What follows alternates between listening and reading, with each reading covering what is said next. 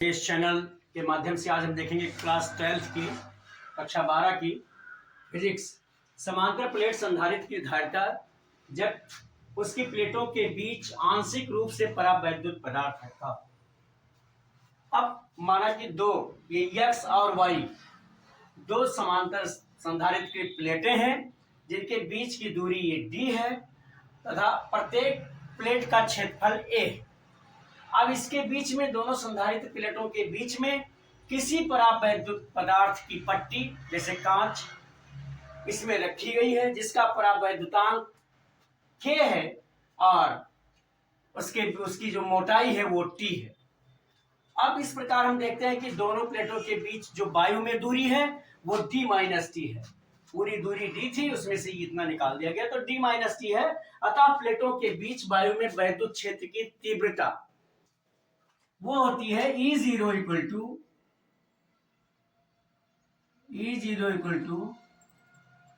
Q upon epsilon 0A तथा परावैद्युत पट्टी में वैद्युत क्षेत्र की तीव्रता। अब इस पट्टी में भी देख लें वैद्युत क्षेत्र की तीव्रता तथा परावैद्युत पट्टी में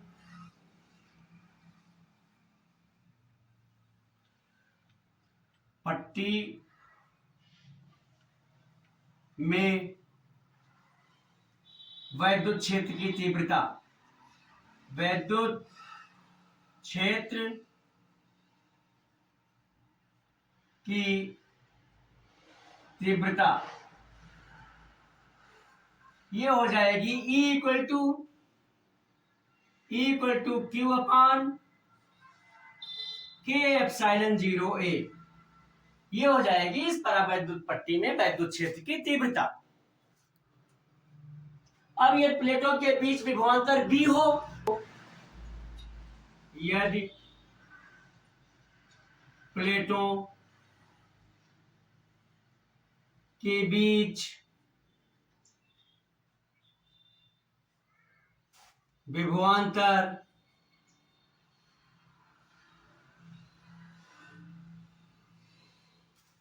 V हो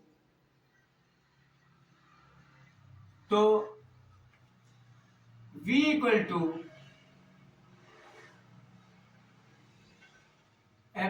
E0 D माइनस टी और प्लस E और T। ये अगर दोनों प्लेटों के बीच विभवांतर B है तब V इक्वल टू हमने ये देख लिया विद्युत क्षेत्र की तीव्रता और उसके बीच जो दूरी थी दोनों और फिर जो परावैद्युतांक की तीव्रता थी और उसकी जो मोटाई थी उस पर। अब हम E0 और E का मान हम यहां से इसमें रख दें तो ये हो जाएगा V इक्वल टू E0 की जगह हमारा हो जाएगा Q अपॉन एप्सिलॉन 0A और फिर इंटू D माइनस T और प्लस E का भी यहां से ले लेंगे तो ये हो जाएगा Q upon K epsilon 0A और इंटू T। अब इस दोनों में हम देखते हैं कि Q upon epsilon 0A common हो जाता है, यहां ये कॉमन हो जाएगा Q अपॉन एप्सिलॉन 0A और यहां ब्रैकेट में बचेगा D माइनस टी क्योंकि ये पूरा कॉमन निकल गया। ब्रैकेट में आएगा D माइनस टी और यहां प्लस T अपान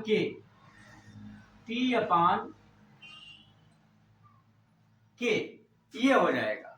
अब हम देखेंगे संधारित्र की धारिता।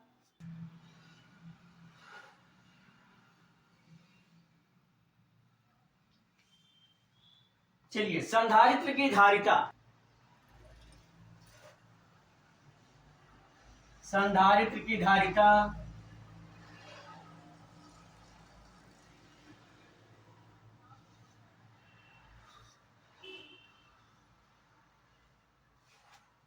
C equal to Q upon V।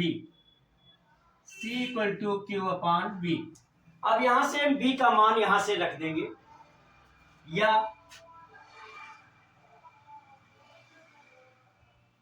C equal to Q अपान, ये हो जाएगा Q अपान एप्सिलॉन 0 A, और इंटू यहाँ ब्रैकेट में हो जाएगा इंटू D माइनस T और प्लस T अपान K, या C इक्वल टू, ये ऊपर चला जाएगा और ये दोनों क्यूब कट जाएंगे, ये हो जाएगा एप्सिलॉन 0 A और ये क्यूब कट जाएंगे, तो यहां आएगा D माइनस T और प्लस T अपान K। ये संधारित्र की धारिता का सूत्र आएगा, ये संधारित्र की धारिता का सूत्र, इसको हम फैरेड में, क्योंकि उसका मात्रक फैरेड होता है इसलिए हम फैरेड लिख दें। ये T है, T,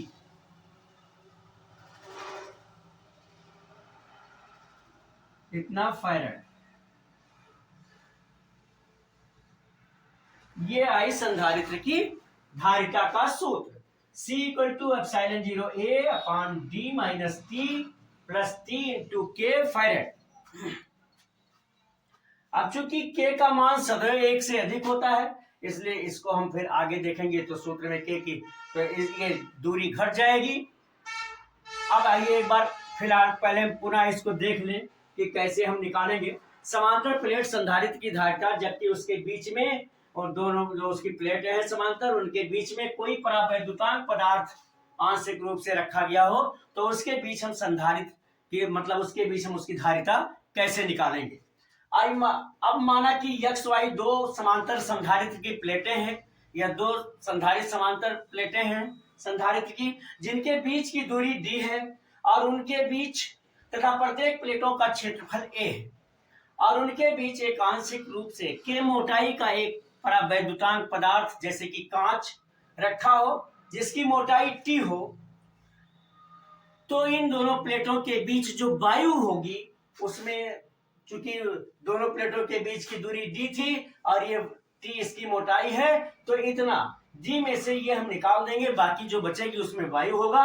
अब अतः प्लेटों के बीच वायु में वैद्युत क्षेत्र की तीव्रता हम देखेंगे, E0 equal to Q upon epsilon 0 A, तथा परावैद्युत पट्टी में वैद्युत क्षेत्र की तीव्रता वो होगी E equal to Q upon K epsilon 0 A।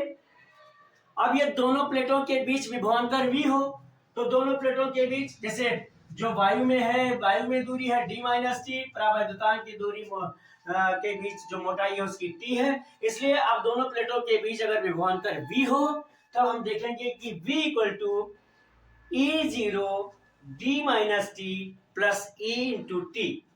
अब हम E0 और T का मान उपरोक्त से रख लेंगे, तो V equal to Q upon epsilon 0 A into D minus T plus Q upon K epsilon 0 A into T। अब चूंकि दोनों में Q अपान एप्सिलॉन 0 कॉमन है, इसलिए उसको हमने कॉमन ले लिया, Q अपान एप्सिलॉन 0 A, फिर ब्रैकेट में बचा D minus T plus T upon K। अब हम, जब ये हमें मिल गया, तो चूंकि हम जानते हैं संधारित्र की धारिता C equal to Q upon V होती है, इसलिए C equal to Q upon V। अब हम V का मान यहां से हम रख लेंगे, आप चाहेंगे तो समीकरण के रूप में लिख सकते हैं, या लिखेंगे या C equal to Q upon epsilon 0 A into D minus T plus T upon K, या ये Q और Q कट जाएगा, ये एप्सिलॉन 0 A ऊपर चला जाएगा, तो C equal to epsilon 0 A upon D minus T plus T upon K farad. अब हम इसकी विशेष स्थितियां देखेंगे। पहली है विशेष स्थिति, विशेष स्थितियां।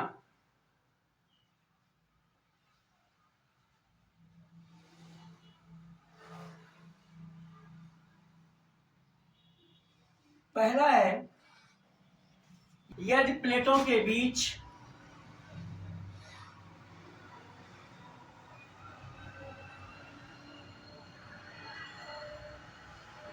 प्लेटों के बीच पूर्ण रूप से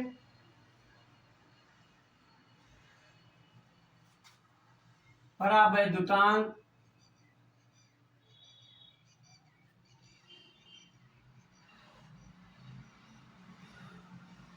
भरा हो,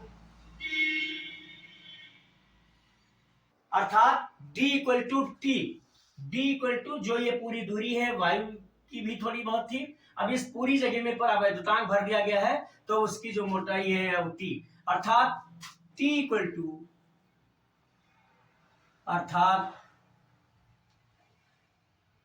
T इक्वल टू डी। जब T इक्वल टू डी हो जाएगा तब C इक्वल टू अब हम D की जगह T रख देंगे तो ये हो जाएगा epsilon 0 A upon T minus T, और दूसरा हो जाएगा प्लस T अपान K। ये कट के 0 हो जाएगा, यानी आ जाएगा एप्सिलॉन 0 A इंटू K और अपान T। ये विशेष स्थितियां तब होगी जब प्लेटों के बीच में परावैद्युतांक भरा हो पूरा का पूरा।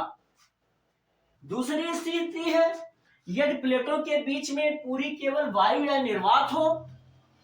सेकेंड स्थिति है यदि प्लेटों के बीच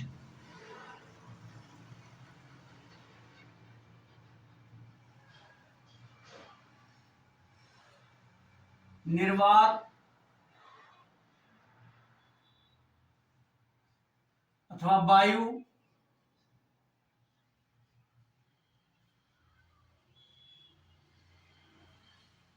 हो तब T इक्वल टू 0 हो जाएगा, तब T इक्वल टू 0।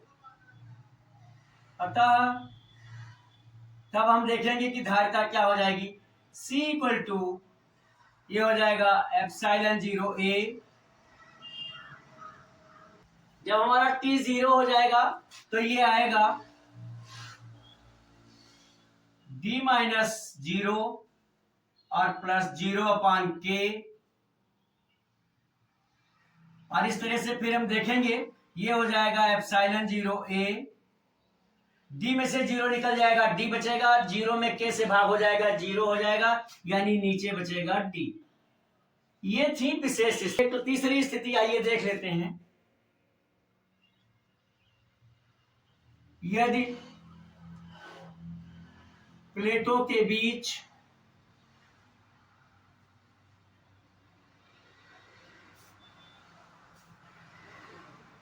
T मोटाई की धातु पट्टी रखी हो